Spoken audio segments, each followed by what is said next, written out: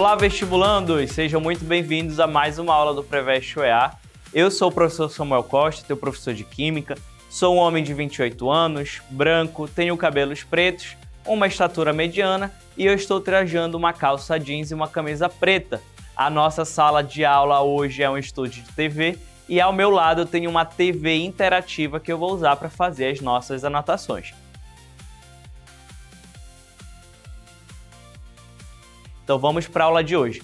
Pessoal, na última aula nós vimos a parte inicial da eletroquímica, que é aquela área da química que estuda ali a relação entre eletricidade e energia química e reações químicas, beleza?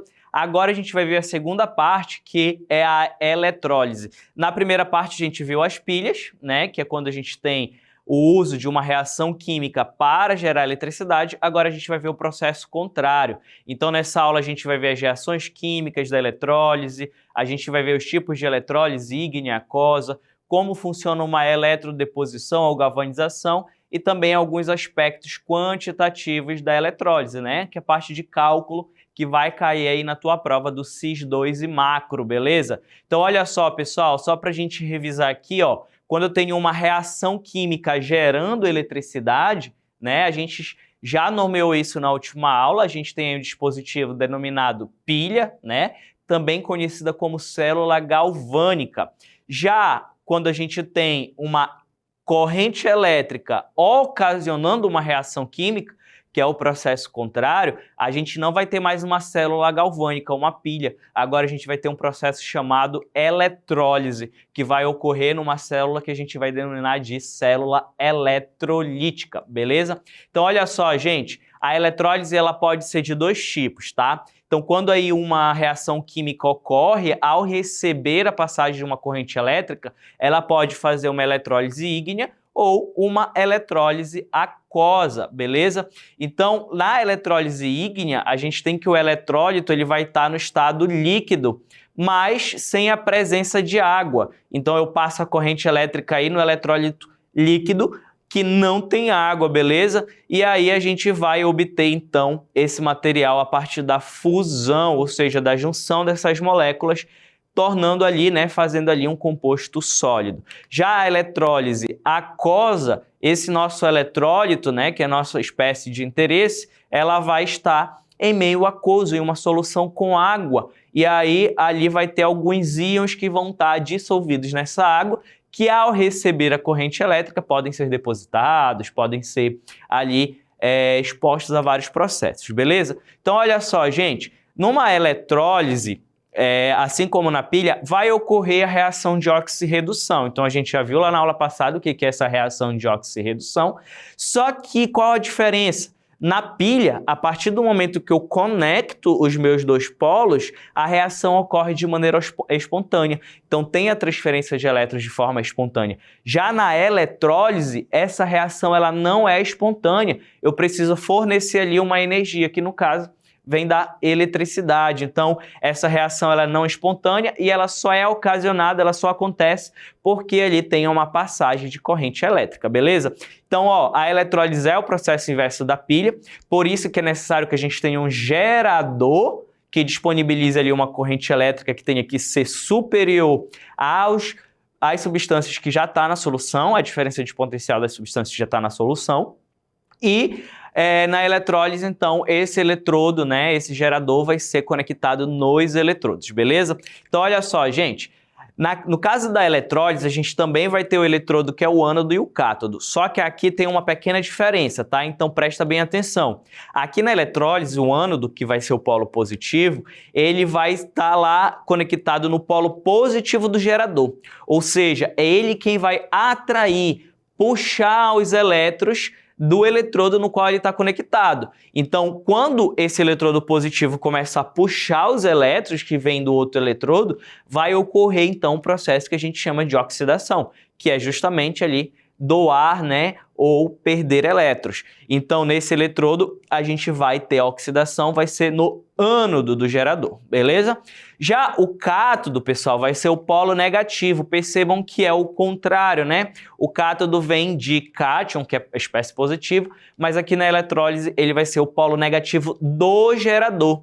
E aí é esse polo negativo que vai fornecer os elétrons que vêm da eletricidade para forçar esses elétrons em direção ao nosso eletrodo positivo, que é o nosso ânodo. E aí isso vai forçar que esse ânodo sofra a redução. Então aí a gente vai ter o processo de oxirredução acontecendo, beleza? Então tira um print aí da tela, tira uma foto aí da tela aí da sua casa, para você já pegar aqui o resumo, ó. Na eletrólise, o eletrodo negativo recebe elétrons, nele vai ocorrer a redução e esse eletrodo é o cátodo do gerador.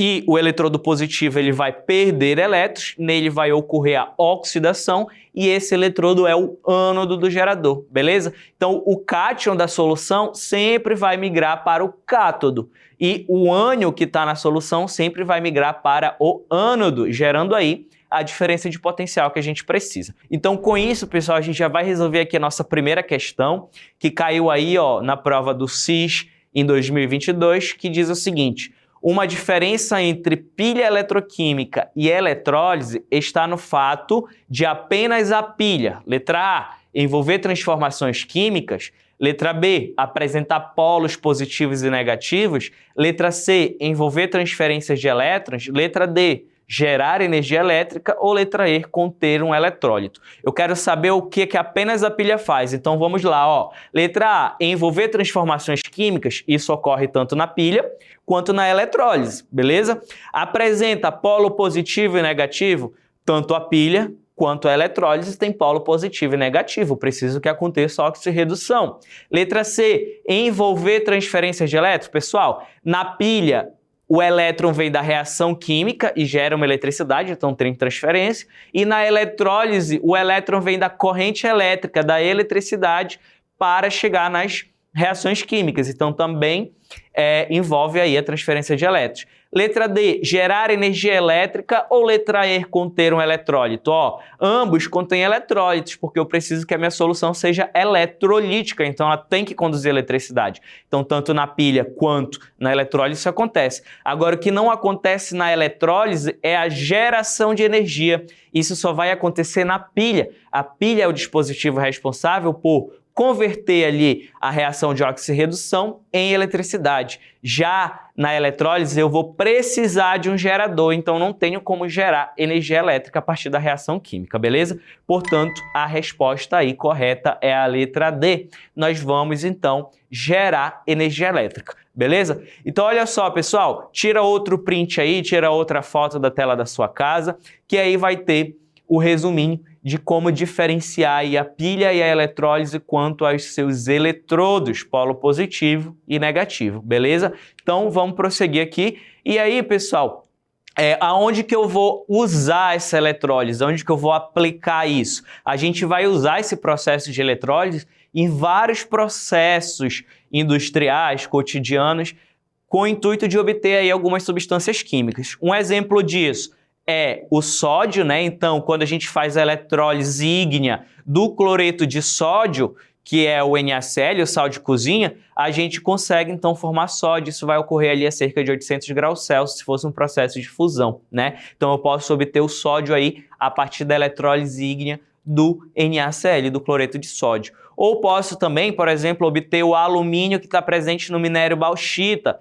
Então, se eu tenho minério bauxita, eu faço lá a eletrólise ígnea e aí eu consigo depositar o alumínio. Isso acontece muito aí nas mineradoras de alumínio, no caso ali, por exemplo, quem aí é ali de perto da região de Juruti, do Pará, né? Isso acontece muito, então faz lá a eletrólise ígnea do alumínio, a gente consegue separar ele do restante do minério e aí a gente vai usar esse alumínio aí para fazer a tua latinha de refrigerantes, objetos do dia a dia, beleza? E um outro exemplo é a obtenção de cloro, que eu também obtenho na eletrólise do NaCl. Então o sódio do cloreto de sódio ele vira um metal, que eu posso obter, e o cloro vira gás cloro, também muito importante aí para diversos processos, tá? Como por exemplo, para o tratamento de água para consumo e também para a limpeza de piscinas, beleza?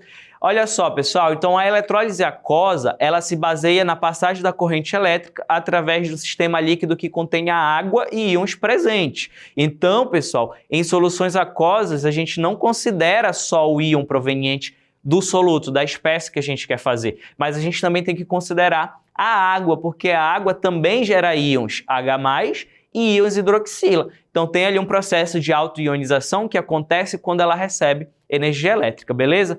Então aqui eu tenho um exemplo, ó, tenho aí um soluto, ele quando está separado eu separo em cátion e ânion, que são os íons, mas eu também tenho a água, que essa água também se separa em um cátion, que é o íon hidrônio, né? E um ânion, que é o íon hidroxila. Então, olha só, pessoal, sempre nesse caso, se for uma eletrólise aquosa, no cátodo vai ocorrer a redução do cátion do soluto ou a redução do hidrogênio da água. Então, ali no cátodo, né, vai ocorrer a redução tanto da substância que eu quero fazer a eletrólise, quanto da água que está presente ali na solução. Já no ânodo, vai ocorrer a oxidação do ânion do soluto, que é aquele que eu tenho interesse, e também a oxidação da hidroxila da água, beleza? Então, olha só, aqui nesse vídeo que vocês estão vendo aí, a gente vê um exemplo de uma eletrólise do cloreto de sódio. Então, aí eu vou obter, né, o metal sódio e o gás cloro, cada um aí num polo diferente. Temos o polo positivo e o polo negativo. Um vai ocorrer a oxidação, o outro vai ocorrer a redução. Beleza, pessoal? No caso da eletrodeposição, isso aqui é muito importante, porque vem algumas questões de cálculos com isso aí. E eletrodepositar é quando eu pego um metal que está em meio aquoso e deposito em cima de um outro material. Isso, por exemplo, acontece quando a gente tem uma joia banhada a ouro, né? Então, esse banho que a gente faz é uma eletrodeposição. Ou quando tem uma barra de ferro que eu preciso proteger ela de oxidar com a chuva, com o vento, com a água, eu faço uma galvanização. Eu protejo essa barra de ferro colocando um metal de sacrifício que tem um potencial de redução anterior a esse do ferro. Então, ela vai oxidar preferencialmente, beleza? Então, olha só, pessoal, isso acontece na prateação, douração, produção de folhas de Flandres e na cromação. Então, essa galvanoplastia está muito presente na indústria, beleza? E, normalmente, o metal utilizado no ânodo vai sofrer oxidação, né? E o eletrodo é corroído durante esse processo, ou seja, o metal desse eletrodo ele vai participar da eletrólise, ele vai ali ser eletrodepositado. Então, a gente tem ali um eletrodo ativo ou reativo, beleza? E aí a gente vai ter aqui uma participação da Manu, que sempre está presente. Manu, seja bem-vinda. Qual é a sua pergunta? Se eu dissolver sal de cozinha, cloreto de sódio, na água e ligar a bateria, por que não forma uma crosta de sódio metálico no fio? Muito bem, Manu, que pergunta boa, né? Isso vai depender, pessoal, principalmente da diferença de potencial que eu aplico ali, né? E porque eu preciso de dois eletrodos. Se eu tiver só um eletrodo, a eletrólise não vai acontecer. E o NaCl em água, o que que acontece? Eu vou favorecer a redução da água. Então, ao invés de eu produzir sódio ou cloreto, já que ela está em meio aquoso, eu, na verdade, vou produzir gás hidrogênio proveniente da água. Então, nesse caso aí, vai acontecer a eletrólise da água e não do íon que está dissolvido. Beleza, pessoal? Então, ó, para isso, pessoal, a gente tem aí a lei de Faraday, que diz o seguinte, né? A massa de uma substância, ela é proporcional à carga que atravessa esse eletrólido. Então, experimentalmente, a gente verificou, né? A gente não Faraday, mérito todo dele, que toda vez que passasse uma carga de 96.500 coulombs, a gente consegue depositar 1 mol de elétrons de uma substância, beleza? E aí a gente tem então essa relação que um Faraday corresponde a 96.500 coulombs e que, né, a gente descobriu aí que esse 1 Faraday equivale à carga de 1 mol de elétrons, beleza? Então a carga é proporcional à corrente elétrica pela seguinte relação: carga é igual a corrente vezes o tempo. Então, se eu quiser saber a carga que passa em uma reação química, basta multiplicar a corrente que recebeu pelo tempo que essa corrente passou. Então, dá um print aí na tela para já salvar essa fórmula. E aí, pessoal, um outro aspecto é saber a massa depositada. Para isso, você vai usar essa equação, que você vai printar também, que diz o seguinte: a massa é igual a massa molecular vezes a corrente vezes o tempo, dividido pelo mol de elétrons que passou, vezes a constante de Faraday. Então, olha só, pessoal, na aula de hoje nós vimos a parte da eletroquímica, que é a eletrólise, né, que é um assunto muito importante para o CIS da UEA e para o macro também. E não se esqueça de baixar o aplicativo do Preveste UEA em todas as redes sociais. Siga a gente e não perde nenhuma novidade.